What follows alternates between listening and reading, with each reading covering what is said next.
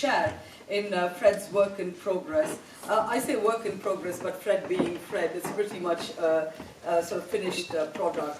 However, it's lovely that you've come to encourage this lovely young man who's going to be sharing a very powerful story with you. And it is one of the stories that is taken or that is present or written about in the Indian epic Mahabharata.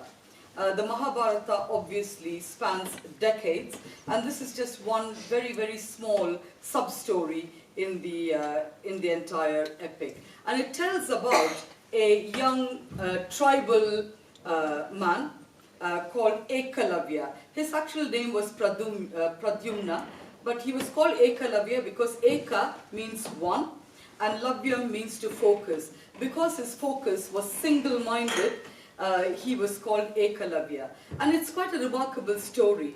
And it starts, we've kept the format very, very traditional Bharatanatyam. So in the first scene, we call it a Patra Pravesh. Patra meaning character and Pravesha meaning to come.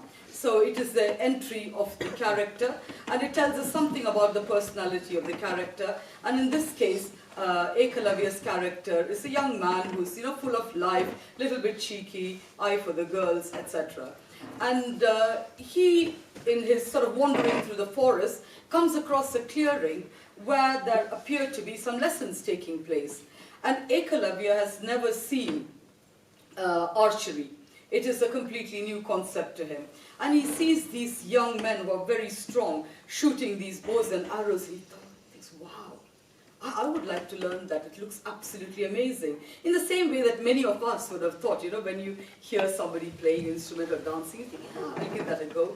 That looks so amazing. So he then approaches, he looks for a teacher, and there is a really powerful looking man, a sage, top knot, beard, looks quite intimidating, and thinks, oh, maybe I shall go and ask him whether I can be his student. But he hesitates quite a lot. But then finally he screws up courage. He thinks, oh, I need something to give him by way of Guru Dakshana, which is a fees that you pay to a guru.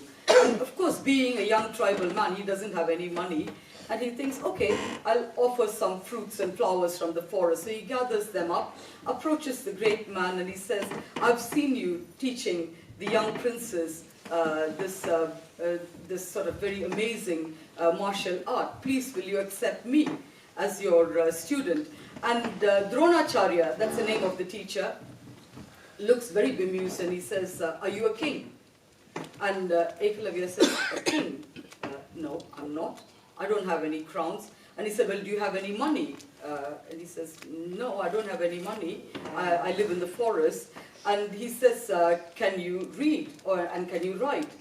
And he says, no, I can't. But he says, I'm really strong and I'm keen and I'm enthusiastic. And Dronacharya, of course, takes a very dim view of this. Because, the caste hierarchy in ancient India determined that people who were not of the warrior caste could not learn how to use weapons. And a lowly tribal certainly had no place in Dronacharya's classroom. So Dronacharya walks away, but Ekalavya is determined, so he pursues him and he says, look, please accept my offering. Please take it from me and please accept me as your student. And Dronacharya totally shuns him and knocks the offering over on his face, and Ekalavya is left totally humiliated. But he doesn't give up. So he puts his sadness and humiliation aside and he thinks the bigger goal is actually to learn this amazing art.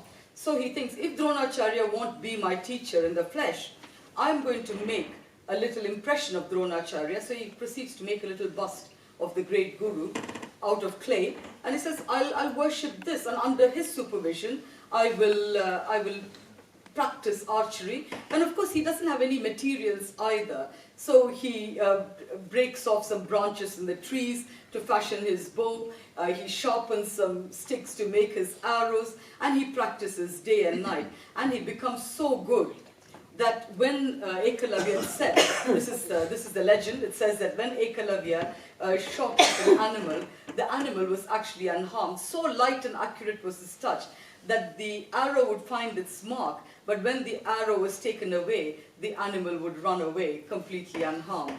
So he kind of steps it up a little bit. You know, it's like leveling up in games. So he starts with something quite easy, which is a deer, which evidently I'm told is not easy because they're quite fast.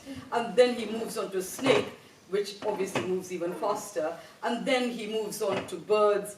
And he shows great, great, great talent and promise.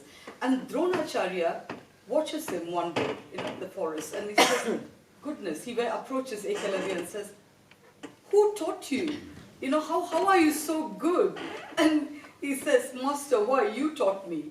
And he says, what do you mean? And then he shows him, you know, here is the sculpture I made of your, I made an impression of you in clay, and I did puja to it every day, and I worshipped it.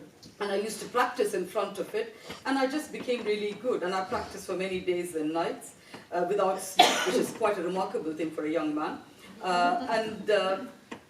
So Dronacharya is so impressed. But then, you know, his ego kind of creeps into his mind, and he says, I didn't teach this guy, so how can he be so good? And that doesn't sit well with him. So when Ekalavya says, well, you are my teacher, you know, he says, well, I demand my guru dakshina, my guru's fees. And Ekalavya is delighted, because having had his initial offering rejected in a very unceremonious way, he says, ask me anything. And Dronacharya says, I would like your right thumb. And because I don't know how many of you do archery, but if without your right thumb, you really can't do any archery at all. But Ekalavya doesn't hesitate